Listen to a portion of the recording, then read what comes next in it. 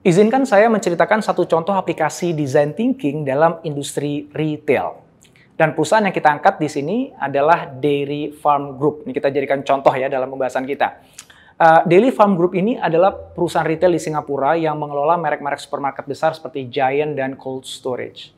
Beberapa tahun yang lalu, Dairy Farm Group itu mulai mengalami kesulitan untuk mendapatkan lokasi yang luas karena lahan itu memang semakin langka dan semakin mahal di Singapura ya.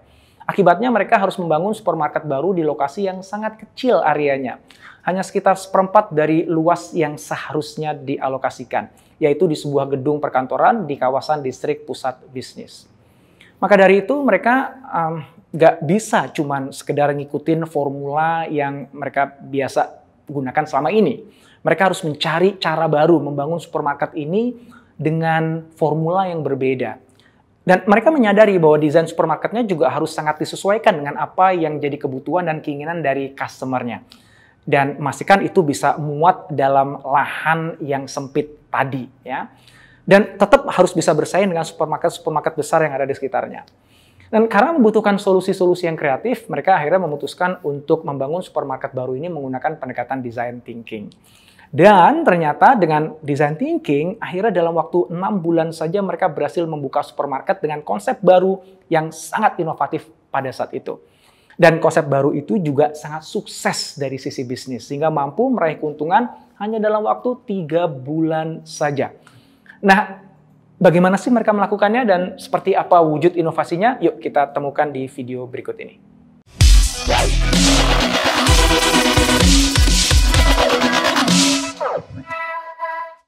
Tim Dairy Farm Group mulai dengan mengumpulkan insight sebanyak-banyaknya mengenai perilaku dan kebiasaan belanja target konsumen mereka. Mengamati pembelanja-pembelanja di sekitar lokasi, di hari-hari kerja, dan juga di akhir pekan, dan juga mewawancarai sejumlah pekerja profesional dari kantor-kantor yang ada di sekitar mereka. Dan berdasarkan insight yang terkumpul, mereka akhirnya melahirkan ide-ide baru untuk konsep supermarket yang mereka akan buat. Contohnya, mereka menemukan bahwa banyak profesional ingin bisa belanja tuh secepat mungkin.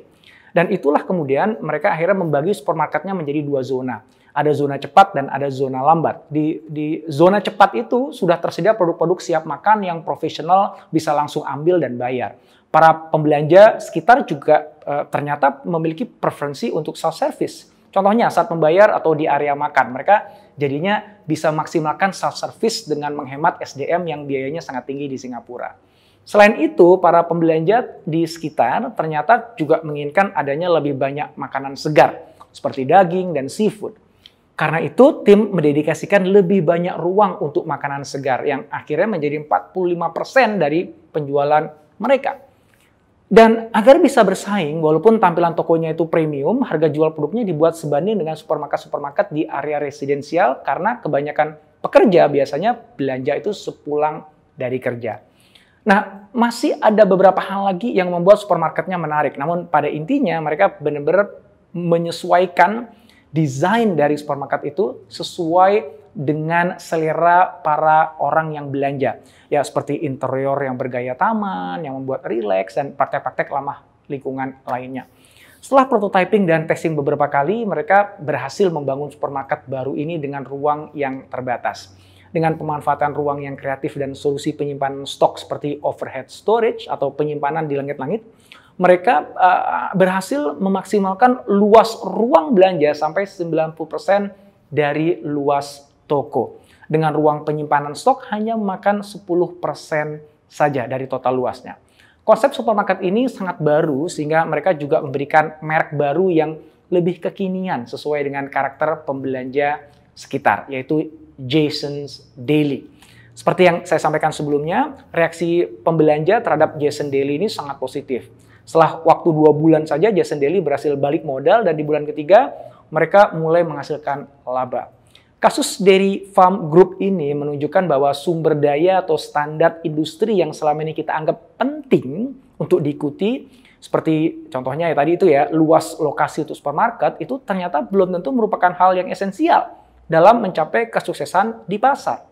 Kesuksesan Jason's Deli ini mengilustrasikan bagaimana design thinking membantu kita mencapai kesuksesan dengan mengarahkan fokus kita terhadap hal-hal yang penting menurut customer. bukan menurut formula tertentu atau standar tertentu yang biasa kita gunakan.